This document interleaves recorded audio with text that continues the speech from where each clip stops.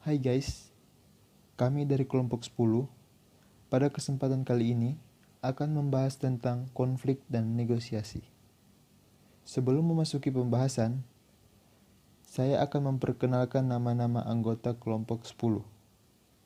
Yang pertama, Daryl Adriel Malmbeke dengan NIM 1906 1102 206. Yang kedua, Christian Manipi Rumengan dengan NIM 1906 1102 204. Dan yang terakhir, Gloria Lumenta dengan NIM 1906 1102 210. A. Pengertian konflik. Konflik berasal dari kata kerja Latin yaitu configere, yang berarti saling memukul. Secara sosiologis, konflik diartikan sebagai suatu proses sosial antara dua orang atau lebih. Bisa juga dalam bentuk kelompok, di mana salah satu pihak berusaha menyingkirkan pihak lain dengan menghancurkannya atau membuatnya tidak berdaya. B. Faktor-faktor penyebab konflik. Faktor penyebab konflik yang pertama, perbedaan individu yang meliputi perbedaan pendirian dan perasaan. Setiap manusia adalah individu yang unik. Yang kedua, perbedaan latar belakang kebudayaan sehingga membentuk pribadi-pribadi yang berbeda. Yang ketiga, perbedaan kepentingan antara individu atau kelompok. C. Jenis-jenis konflik. Menurut Dahrendorf, konflik dibedakan menjadi 4 macam. Konflik antara atau dalam peran sosial inti pribadi, misalnya antara peranan-peranan dalam keluarga atau profesi. Konflik peran berikut ini adalah langkah-langkah menangani konflik. Ada beberapa tips yang mungkin dapat membantu Anda untuk menyelesaikan suatu konflik, yaitu menjadi pendamai, tetap netral, dengarkan kedua atau lebih pihak, mau membujuk pihak-pihak untuk bertanggung jawab, satukan pihak-pihak yang berselisih paham, beri semua pihak kesempatan berbicara, dan dorong mereka untuk memaafkan dan melupakan yang lalu. F. Manajemen konflik. Karena setiap negosiasi memiliki potensi konflik dalam seluruh prosesnya, penting sekali bagi kita untuk memahami cara mengatasi atau menyelesaikan konflik. Untuk menjelaskan berbagai alternatif, penyelesaian konflik dipandang dari sudut menangkala masing-masing pihak.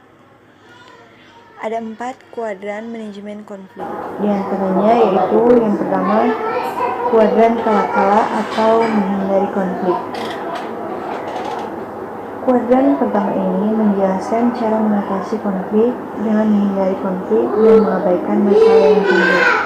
Atau bisa berarti bahwa kedua belah pihak tidak sepakat untuk menyelesaikan konflik atau menemukan kesepakatan untuk mengatasi konflik tersebut. Kita tidak memaksakan keinginan kita dan sebaiknya tidak terlalu menginginkan sesuatu yang dimiliki atau dikuasai pihak lain. Yang kedua, kuadran menang kalah atau persaingan. Kuadran kedua ini memastikan bahwa kita memenangkan konflik dan pihak lain kalah. Biasanya kita menggunakan kekuasaan atau pengaruh kita untuk memastikan bahwa dalam konflik tersebut kita yang keluar sebagai pemenangnya. Biasanya pihak yang kalah akan lebih mempersiapkan diri dalam pertemuan berikutnya, sehingga terjadilah suatu suasana persaingan atau kompetisi di antara kedua pihak. Yang ketiga, kuadran kalah menang atau manipulasi. Nah, kuadran ketiga ini agak berbeda dengan kuadran kedua. Kuadran ketiga yaitu kita kalah, mereka menang. Ini berarti kita berada dalam posisi mengalah atau mengakomodasi kepentingan pihak lain. Gaya ini kita gunakan untuk menghindari kesulitan atau masalah yang lebih besar. Gaya ini juga merupakan upaya untuk mengurangi tingkat ketegangan akibat dari konflik tersebut atau menciptakan perdamaian yang kita inginkan. Yang keempat, kuadran menang-menang atau kolaborasi. Kuadran keempat ini disebut dengan gaya manajemen konflik kolaborasi, atau bekerja sama. Tujuan kita adalah mengatasi konflik dengan menciptakan penyelesaian melalui konsensus atau kesepakatan bersama yang mengikat semua pihak yang bertikai. Proses ini biasanya yang paling lama memakan waktu karena harus dapat mengakomodasi kedua kepentingan yang biasanya berada di kedua ujung ekstrim satu sama lainnya. Pengertian negosiasi. Negosiasi menurut Insevic 2007 sebuah proses di mana dua pihak atau lebih yang berbeda pendapat berusaha mencapai kesepakatan. Menurut Sophia 2008, negosiasi merupakan suatu proses tawar-menawar antara pihak-pihak yang terlibat dalam konflik. Negosiasi sebenarnya melibatkan tiga hal pokok yang kami sebut sebagai negotiation triangle, yaitu terdiri dari pertama, heart, yaitu karakter atau apa yang ada dalam kita menjadi dasar dalam kita melakukan negosiasi. Yang kedua ada head, yaitu metode atau teknik-teknik yang kita gunakan dalam melakukan negosiasi. Yang ketiga ada hands, yaitu kebiasaan-kebiasaan dan perilaku kita dalam melakukan negosiasi semakin menunjukkan jam terbang kita menuju keunggulan atau keahlian dalam bernegosiasi. Jadi sebenarnya tidaklah cukup melakukan negosiasi hanya berdasarkan hal-hal formal, kebijakan dan prosedur atau teknik-teknik dalam negosiasi. Justru kita perlu menggunakan tiga komponen tersebut, yaitu karakter, metode, dan perilaku.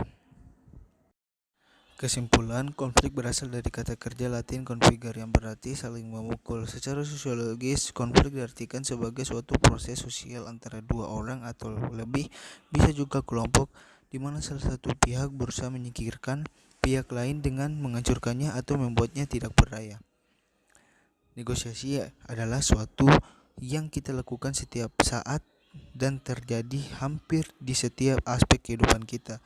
Selain itu, negosiasi adalah cara yang paling efektif untuk mengatasi dan menyelesaikan konflik atau perbedaan kepentingan. Sekian dan terima kasih.